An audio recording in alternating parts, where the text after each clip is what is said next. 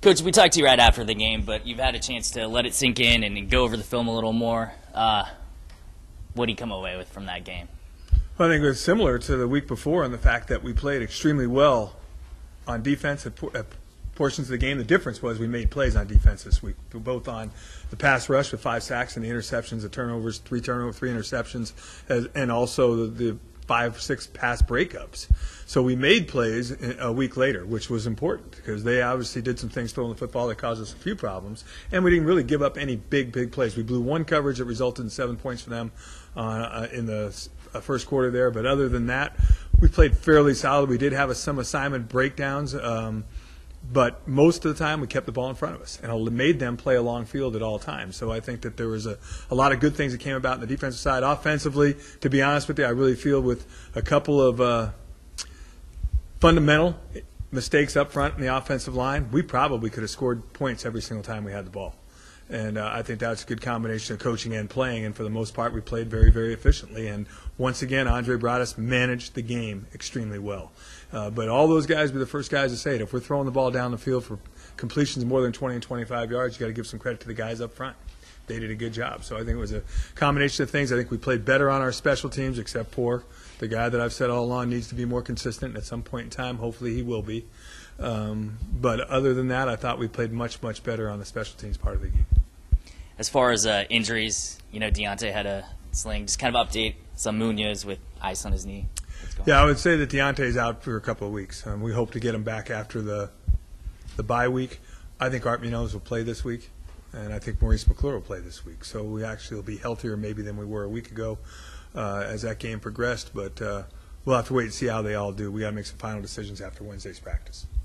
How do you keep the momentum going into another tough opponent on the road again? Well, we're not going to have any easy opponents, and I said that before. So the bottom line thing is for us to keep improving and for us to keep, clean up the mistakes that we did make, because if every time that the opponent escalates, which it does this week as far as who they are and what they're capable of, we need to play more efficiently in all phases of the game.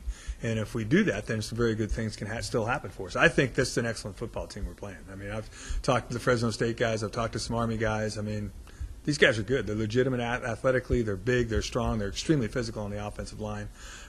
We got our work cut out for us going back to Northern Illinois, but we're playing better too. So hopefully that combination will allow us to be more competitive and hopefully get to the game and to the fourth quarter and see what happens. Kind of talk a little bit more about Northern Illinois. I mean, who are kind of their key players and what's it going to take to get the upset? Well, as much as everybody talks about the quarterback and their skill guys, their 5 guys up front are extremely physical. And everybody wants to think they're this team that throws the ball over the lot. They're not. They're going to run the ball 55 to 60 times. They're going to try to throw it 20 to 25 times. And maybe they'll change against us, I don't know, but based on what we've seen, they're going to have some belief that they can run the football. And they struggled in the second half against Wisconsin, so I'm sure they're eager to get that stuff fixed, and they probably feel like we're an opponent that they can do that against. So it's going to be a physical – I think that it's going to be the matchup of the fronts more than anything else. If we're able to match up in the run game, and even if they can throw for X amount of yards, but we can manage to keep the ball in front of us again, then I think we'll stay in the football game. Are you happy with your starting 11 on each side? Any changes or anything anticipated? No, we're anxious at some point in time to get Gavin Cooper back, but when that's going to be, I can't tell you right now. I think that other than that, you'll pretty much see the status quo stay where it is, with the exception Deontay won't be available to us this week.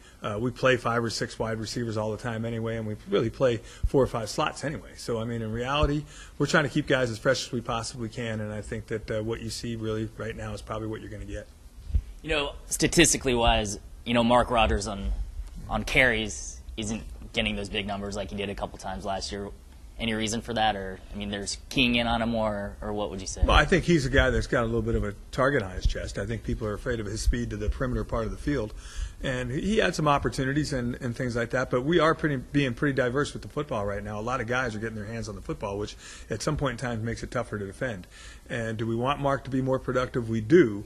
But if Mark is a marked man, that's going to allow us to do some other things. And right now, I hate to say anything, where our fullbacks are, that position's being extremely successful, largely because I think they're conscious of Andre Broaddus' ability to run and what we can do to the perimeter with Mark and some other guys.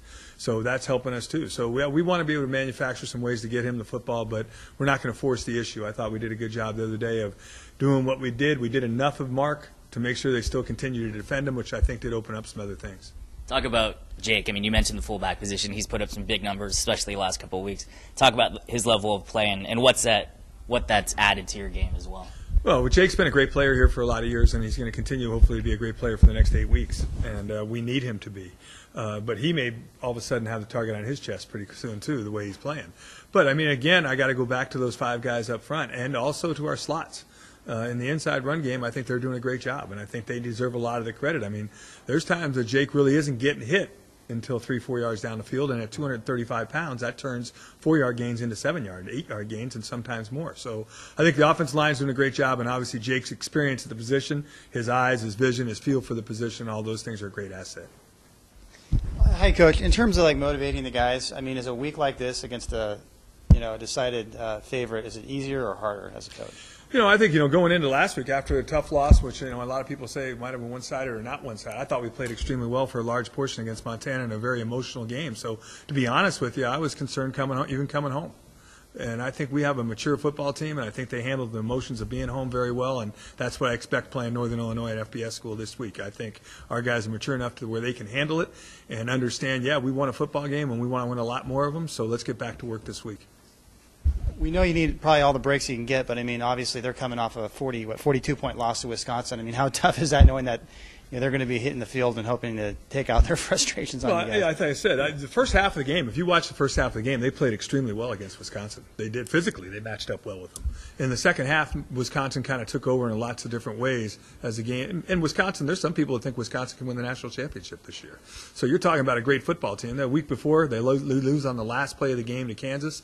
And I'm sure that registered in their mind, too. They probably had a tough emotional week getting ready for Wisconsin, and they're probably hungry to get home and get a win against whoever.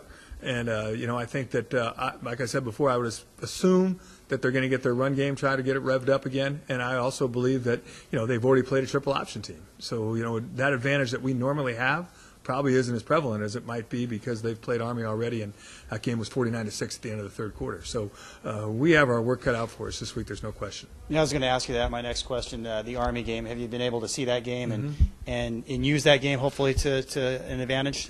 Yeah, that's always the catch-22 when you're a triple option team because you look and see what they did to the team, triple option team before, and you hope that's what you get because you can prepare for it. But when you hope that that's what you're going to get, they've also done it and done it very efficiently against the triple option team too. So you got to be careful what you wish for in this deal. But we'll go into it like we always do. We'll make some educated guesses on what we think they're going to do, probably largely based on that game. But we'll have some other things that we'll practice against just in case that they decide to change because they may think that advantage is ours because we've seen what they do. So it'll be kind of a chess match in that respect, but I believe that they feel very confident that they know what they're doing against triple option.